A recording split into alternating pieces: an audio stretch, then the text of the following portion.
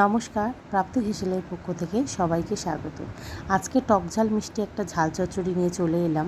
তার জন্য নিয়েছি চুনো মাছ, 5 মেশালি চুনো মাছ আছে, কাঁচা টমেটো, সরু করে কেটে রাখা আলু, আর আছে একটা বড় সাইজের বড় বড় স্লাইস করে কেটে রাখা পেঁয়াজ, কাঁচা লঙ্কা। এই দিয়েই রান্নাটা হয়ে যাবে, আর খুবই সামান্য মশলায় রান্নাটা করব আমি একেবারে। আর খেতে কিন্তু দুর্দান্ত হয়। এখানে আমি নুন হলুদ মাখানো যে চুনো মাছগুলো ছিল বা 5 মেশালি যে ছোটো মাছগুলো, সেগুলো আমি সর্ষের তেলটা গরম করে ভালো করে কড়া করে ভেজে প্রথমে তুলে নেব মাছগুলোকে।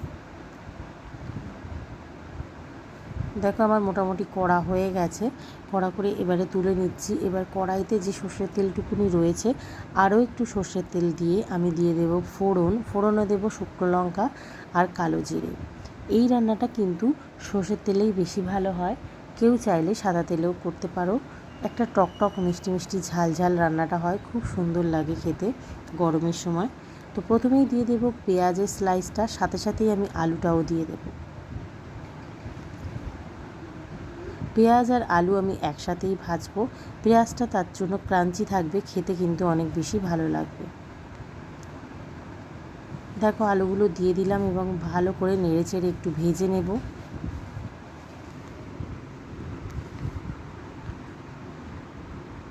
এবার একটু দেখো ঢাকা দিয়ে দিচ্ছি, আলু আর পেঁয়াজটা একটু নরম হয়ে যাবে সেই জন্য। তো ঢাকা দেওয়ার পরে আবারও একটু নেড়ে নিয়ে এবারে দিয়ে দেব কাঁচা টমেটোগুলো।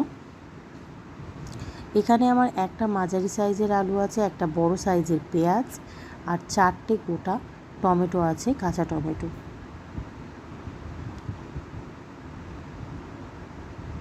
কাঁচা টমেটোগুলো দিয়ে এবার ভালো করে নেড়েচেড়ে একটুখানি ঢাকা দিয়ে দেব।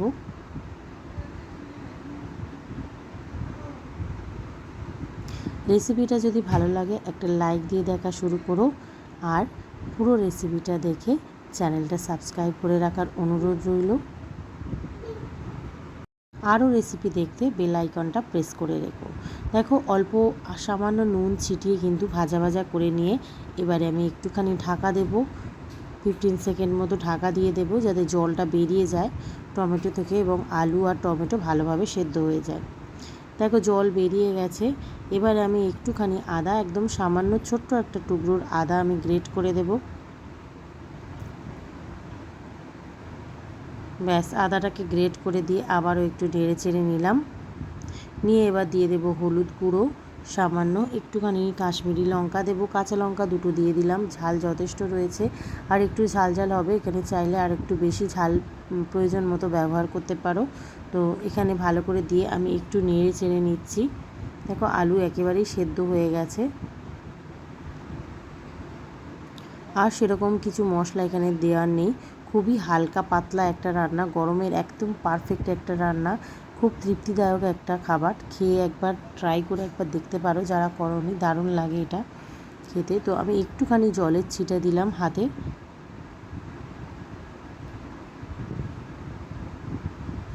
দিয়ে এবারে আমি যে ভাজা মাছগুলো রয়েছে সেগুলো একটু ছড়িয়ে দেব।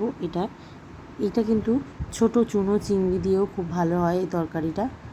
তো ছড়িয়ে দিয়ে আমি একটুখানি হালকা হাতে নাড়াচাড়া করছি, নাহলে মাছগুলো আরোই ভেঙে যাবে। একেবারে ছোট ছোট মাছ, হালকা হাতে নাড়াচাড়া করে নিচ্ছি। নেওয়ার পরে একটা বাটিতে একটু সর্ষে গুলে রেখেছিলাম, যে গুঁড়ো পাওয়া যায় সর্ষে, সেটাই আর কি হালকা গরম জলে দিয়ে রেখেছিলাম মিনিট 5, সেটা আমি একটুখানি ছেঁকে দিয়ে দেব। আর কেউ চাইলে সাদা সর্ষে বেটেও দিতে পারো, তাতেও খুব ভালো আসবে। আমার হাতের কাছে তো এই গুঁড়োটাই ছিল, তো ওই জন্য আমি একটু গুঁড়োটা দিয়ে দিলাম। একেবারে চটজলদি একটা রেসিপি, তো দিয়ে দিলাম। দিয়ে একটু নেড়ে একটুখানি আরও 15 সেকেন্ড মতো রান্না করে নিয়ে আমি, যদি ধনে পাতা থাকলে দিতে পারো, আর একটুখানি কাশ্মীরি লঙ্কা দিলাম, দিয়ে একটুখানি ভালো করে মিক্স করে নিচ্ছি। সামান্য চিনি দেব। প্রথমেই বললাম টক ঝাল মিষ্টি একটা রেসিপি, খুব সুন্দর হয়, টক টক একটা রান্না। তো দেখো মিক্স করা হয়ে গেছে, আমার রান্নাটা অলরেডি ডান, আর কিছু করার নেই এখানে। রেসিপিটা কিন্তু বাড়িতে অবশ্যই ট্রাই করে জানিও কেমন লাগলো। দেখো চিনি দিয়ে দিলাম।